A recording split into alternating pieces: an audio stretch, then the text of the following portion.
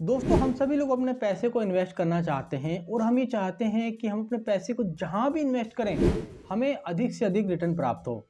लेकिन समस्या ये आती है कि आम आदमी को इस बात की नॉलेज नहीं होती कि वो अपने पैसे को कहाँ इन्वेस्ट करे जहाँ पर उसको अधिक से अधिक रिटर्न प्राप्त हो सके। यहाँ पर मैं आपको अपने एक रिलेटिव का एग्जाम्पल बताना चाहूँगा। हमारे एक रिलेटिव को अपना पैसा इन्वेस्ट करना था, तो उन्होंने जब अपने पैसे को इन्वेस्ट करने के बारे में सोचा तो आमतौर पर क्या होता है कि आम आदमी को जब भी पैसा इन्वेस्ट करना होता है तो वो अपने फ्रेंड सर्कल में अपने रिलेटिव से पूछता है कि कहाँ पर इन्वेस्ट करे जहाँ पर उसको अधिक से अधिक रिटर्न प्राप्त हो। तो उन्होंने भी ऐसे ही किया, उन्होंने अपने फ्रेंड सर्कल में पूछा कि कहाँ पर पैसे को इन्वेस्ट करना है। तो कुछ फ्रेंड सर्कल के लोगों ने उन्हें कहा कि भाई आप अपने पैसे को फिक्स डिपॉजिट के अंदर रखो, क्योंकि फिक्स डिपॉजिट के अंदर जब आप पैसे को डालते हैं तो आपको 7% का रेट ऑफ इंटरेस्ट मिलता है और बिल्कुल सेफ रिटर्न होता है। आपको ये रिटर्न आपको मिलना ही मिलना होता है।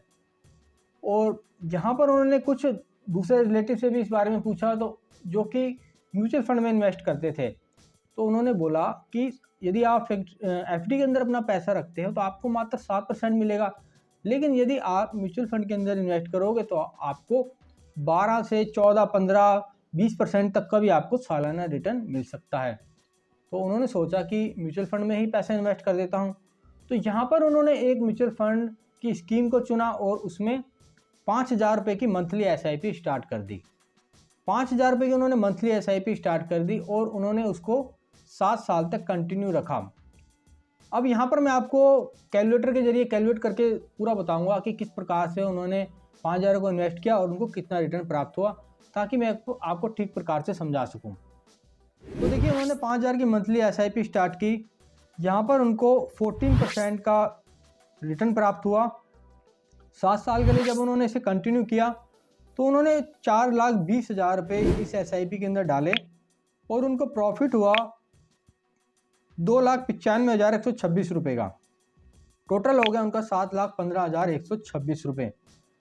उनको बड़ी खुशी हुई कि उन्होंने एसआईपी के अंदर जो पैसा इन्वेस्ट किया उस पर उनको अच्छा रिटर्न प्राप्त हुआ है। लेकिन सस्पेंस यहाँ पर जब क्रिएट हुआ, जब उन्हें पता चला कि ये जो उनको पैसा मिलेगा उस पर उनको 10% का टैक्स देना है। उनको इस बारे में नहीं पता था कि म्यूचुअल फंड पर आपको जो भी प्रॉफिट होता है आपको उस पर 10% का टैक्स देना होता है। आपकी जानकारी के लिए बता दूं, यदि आप म्यूचुअल फंड में 1 साल से अधिक समय के लिए पैसा इन्वेस्ट करते हैं तो आपको उसमें लॉन्ग टर्म कैपिटल गेन 10% देना होता है।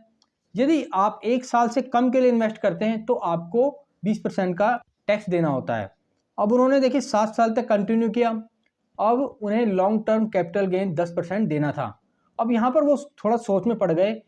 वो सोचने लगे कि 7,15,126 रुपये उनका इन्वेस्टमेंट हुआ है, अब उन्हें उस पर 10% देना होगा।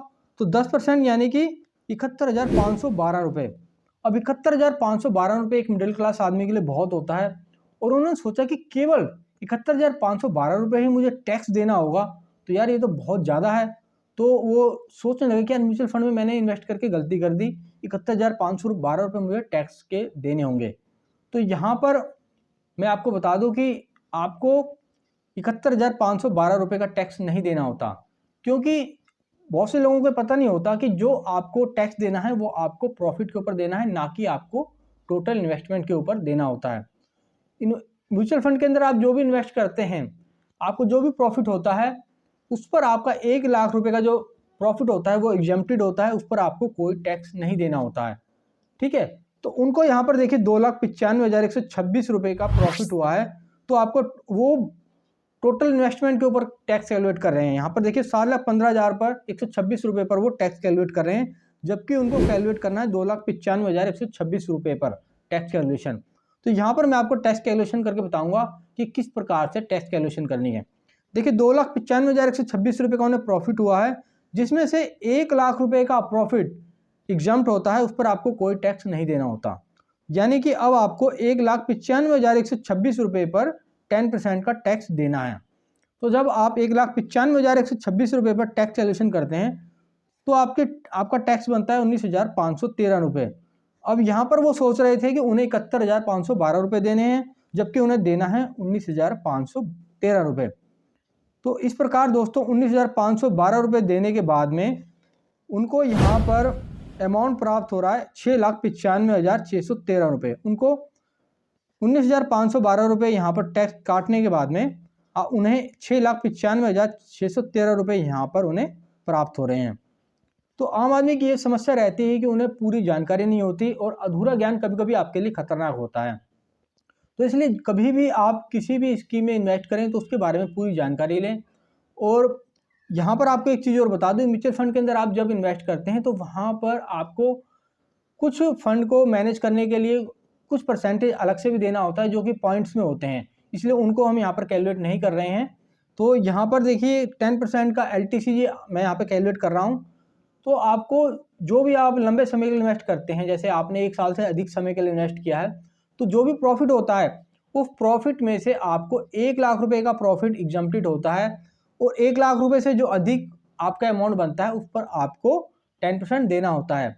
और यदि आप इस प्रॉफिट को रिकवर करना चाहते हैं तो इस प्रॉफिट को रिकवर भी कर सकते हैं यदि आप इनकम टैक्स रिटर्न भरते हैं।